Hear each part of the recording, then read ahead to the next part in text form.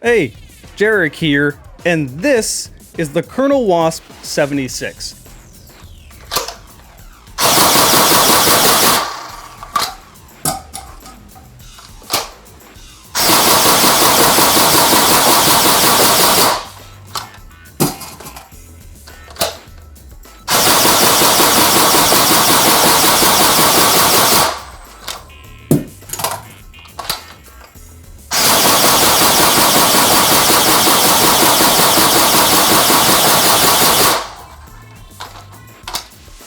This is basically what I imagined in my head when they said they're going to start making AEG Nerf guns.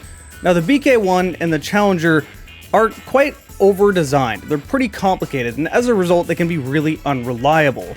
I don't really care if it immediately shoots, if it means when it jams it's a total pain or may not even work ever again. This is as simple as you're going to get. It's a battery, to a motor, to a gear set, to a spring. And again, this is what I imagined when they said they're going to make AEG Nerf guns. But I need to clarify a few things right away. This is not the Monkey Mods version. This is the default Colonel Wasp 76. This is also a second production run. The first production run had quite a few issues, parts that would break really easy. You can tell if you have a second production run by the parts not being pure white and instead this sort of darker, almost gray-ish color. I've already put a lot of rounds through this, just mag dump after mag dump on full auto. It seems pretty reliable so far. I can't speak on long-term reliability, but as of right now, I'm not really worried about it breaking. But if I know about the Monkey Mods version, why did I just get the base one instead of the Monkey Mods version? Well, let me say right away that if you're wanting to buy this, I would highly advise the Monkey Mods one, because it's been upgraded pretty considerably. The easiest way to tell if you get a Monkey Mods one or not is if it will have a longer barrel going all the way out of here, and if the battery will be rewired into a buffer tube stock with Tamiya connection instead of the basic SM connection the default model has. There was two main reasons why I got this instead of the Monkey Mods version. The first one is that I actually didn't want it rewired out of the pistol grip and into the buffer tube. The main reason is more for looks than anything else. This is clearly designed off an MP40, and putting an M4 buffer tube on an MP40 is just too cursed for me. It looks so dumb. It's better functionality, you can stabilize it to your shoulder. It's better for games. It's straight up an improvement, but my gosh, I cannot get over that. But the second reason, and this is the main reason, I'm actually not seeing a whole lot of videos on the default model. I'm mostly seeing a lot of videos in English of the Monkey Mods version. So I wanted to have the default model to sort of compare and contrast to other videos that have the Monkey Mods version. This one's also going to be a bit easier to get than the Monkey Mods one in case you're too impatient and don't want to wait and see if you can finally get that one instead. Okay, so as I said, it uses a LiPo that goes in the grip. It doesn't come with a LiPo, you have to buy one yourself. It uses this SM connector, which is a lot more common over in China. And yeah, you're gonna have to find some LiPos that will use these. This is an 11.1 volt. It claims it's 2000 milliamps. I don't know if it really is. I don't know if I believe that. This is a pretty tiny battery, but it has lasted quite a while, so maybe it is. This is arguably one of the biggest advantages of the Monkey Mod version. It will not be using this connector, it will be using a Tamiya connector, which is very common in airsoft, and those batteries will be very easy to find. That one, however, fits pretty easily in this stock. It's just a screw in the bottom. I'm not gonna bother taking it out. I actually have another battery in here. I have two of them. Other than that, I mean, it's a basic full auto AEG. There's no selector switch or anything. You pull the trigger, it's going to be shooting in full auto. The rate of fire is what I would call acceptable for gameplay. It's very easy to tap one shot off or get double taps if you want to. However, it's also not very slow. It's kind of the perfect middle of the line. So the fact that it's full auto only is not really a hindrance. It does have an electrical cutoff, which is nice. Just go ahead and flip that up and you're ready to shoot. Flip it down and nothing will happen. When you're shooting, you will have to wait for the spring to be pulled back, but it does it pretty quick, so that's not really too much of a problem. When you get this out of the box, it'll be in 3 parts. It looks like it's going to be complicated to put together. It's really not. You will have the upper, the lower, the inner barrel, and the outer barrel. The upper and lower is held together by these 3 pins, one here, one in the middle, and then one in the back. I put some duct tape over the last one here because it doesn't actually sit in there very snug, and you still need that support to hold the upper and lower together. So just a little duct tape over the side and it stayed perfectly fine. The barrel itself, you just slide the inner barrel in from the front and then slide the outer barrel over it, and you have these two silver screws, one on each side that you screw in, and that's all you got to do. It's pretty simple. I didn't want to take it apart to show you. I mean, trust me, just explaining it that way is more than enough to understand how to put it together. The one thing I did find kind of strange though is that it doesn't have a rear sight, just the front sight. I mean, I can figure out where I'm shooting. I can kind of just bore it to the front sight, but not really sure why they did that. The magazine release is like an AK mag release, and it uses standard Talon mags. This is awesome. This is just a normal 15 round Talon mag. I mean, any Talon mag you have laying around is gonna work just fine. That includes more gimmicky ones. Well, maybe not gimmicky ones, but say an 18 round Talon mag. This works perfectly fine. Now maybe you get to the gimmicky ones, like this little tiny... I just chucked it across my room.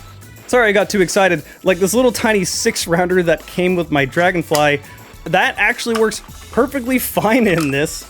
Or the 29 round Tachi mag. And that looks just so silly, so absurd. You'll probably know by the time you click this. I don't know if I'm deciding to use that as the thumbnail or just the default magazine. I'll take pictures of them both and decide afterward, but I'll probably run to the Tachi mag. It looks so cursed to have that long of a magazine in an MP40. I kind of love that part. I don't know, an M4 buffer tube, too much. Extremely long magazine, it's the right kind of silly to me. With that said, this Tachi mag is the high rate of fire one, and I did notice it caused a few jams. I would recommend getting the low rate of fire one if you're getting this. I assume that would work perfectly fine.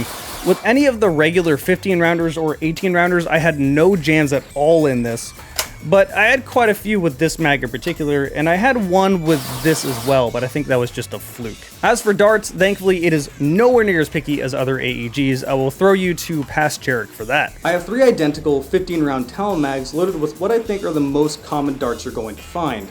First, I'm going to start with the bamboo darts. I think these will be perfectly fine. They're a little narrower and shorter than other darts, so AEGs tend to really like them. So I'm just going to do a full mag dump. That's when you're going to see most problems in AEGs, if you're going to see them, is just straight up on full auto. So let's go.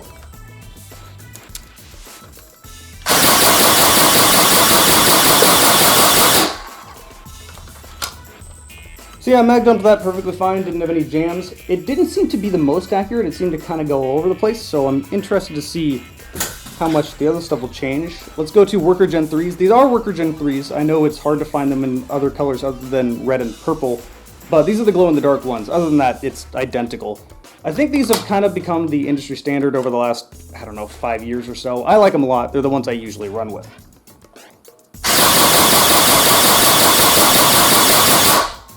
And yeah, that ran a lot better, a lot more accurate. Still, no jams though, which this thing's already proving to be better than the other AEGs, which pretty much only use bamboo darts, and these would have jammed them up, but perfectly fine on full auto.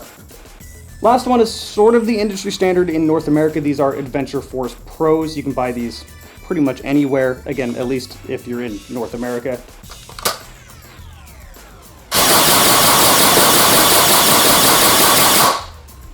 Yeah, same thing. No jams at all. Those last two were very accurate. The bamboo darts weren't so accurate. They kind of went all over the place. So perhaps don't use bamboo darts, although they're probably easier to see on camera. So shouldn't be too much of an issue. Bamboo darts are generally not the main darts you come across. Usually you're just going to be seeing Worker Gen 3s, Adventure Force Pros, Dart Zone Pros. I don't have any Dart Zone Pros, but I imagine they'd work perfectly fine if Adventure Force Pros and Worker Gen 3s do. The only darts I didn't test in this are waffle darts. That may or may not jam these up a lot easier with the bigger dart heads, and waffle heads aren't really made for springers or AEGs anyway, they're more for flywheelers, so I wouldn't recommend even bothering trying to run them regardless. When I chronoed the Colonel Wasp 76, I found bamboo darts averaged around 130 FPS. Meanwhile, both Worker Gen 3s and Adventure Force Pros average closer to 120 to 125. This makes sense, bamboo darts are a little smaller and a little lighter. That's also one of the differences between this version and the Monkey Mods version. From videos I've seen of the Monkey Mods version, that has a 200 FPS spring in it, and I'm seeing chronos averaging from 170, 180 to 200 FPS. Personally, I don't think I really need that, especially if a game is going to have a strict FPS limit.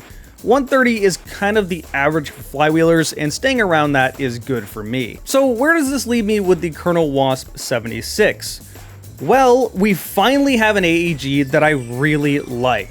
In fact, I may want to take this thing to games. I have plenty of Talon magazines, the performance is good, accuracy is good enough, and I don't have to deal with the flywheels revving up or being loud. That's one of the things I actually really like about AEGs. Even though you have to wait for the spring to be pulled back, that's still faster than waiting for flywheels to rev up in most cases, and also it doesn't sound like a vacuum. I'm a lot more fond of the idea of AEGs, where you have the full auto of a flywheeler, but the accuracy of the springers. So I have plenty of magazines, it works with all of the darts I have 2 different batteries. This thing is something I might want to take to games. I've seen some people concerned about the way it looks, but with this thing being completely see-through, I don't think you'd have a problem with that. It has an MP40 silhouette, but like, that's fine. If you can completely see through it, I think it's pretty obvious this isn't real. I might even want to buy a few more of the low rate of fire Tachi mags so it won't jam up this blaster.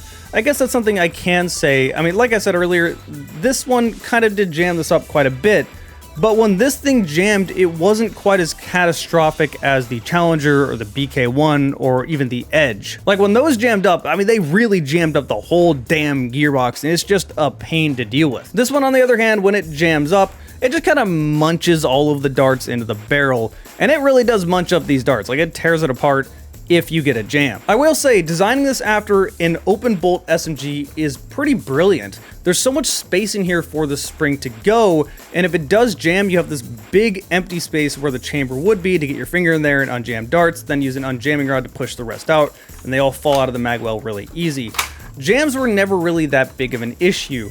With any regular Talon mag, I never had any jams at all, and then when I did get them with this, I was able to clear them within under a minute. The only real question I have about this blaster is how reliable is it long term? I know the first production run of these had a lot of issues, but from what I know, they seem to have fixed them. I may be jinxing things, but it seems a lot more reliable than every other AEG I've gotten. But again, I would still recommend you get the Monkey Mods version if you get one of these at all. Either way, it doesn't seem like a bad buy, and I'm pretty happy with this one. Because I have put quite a few rounds through it, and I don't mean just kind of casually shooting down the hallway, I mean full auto mag dump from one mag to another full auto mag dump to a full auto mag dump out of this. I mean, I did that over and over, and it still seems to be working perfectly fine. I know some people had concerns about the external quality and the fact that the gears are just kind of in the body of the blaster, but this is pretty solid plastic, so I don't really see that being an issue. I guess you could say, unlike my other AEGs, I actually have confidence in this one. The last thing I can say about this is that while you're shooting it, having that big spring moving back and forth actually provides quite a lot of recoil. It's a pretty fun feeling. If you fired airsoft AEGs, this thing recoils so much more than those. Like, this spring is a lot more tense, you need a much bigger nozzle moving forward and back, so this really does have a lot of recoil. I'm not acting in footage. So could I recommend this? Absolutely. If you want to buy one of these, I'll put a link down below in the video information. As for now, I'm sure you want to see this thing shooting, so let's shoot it.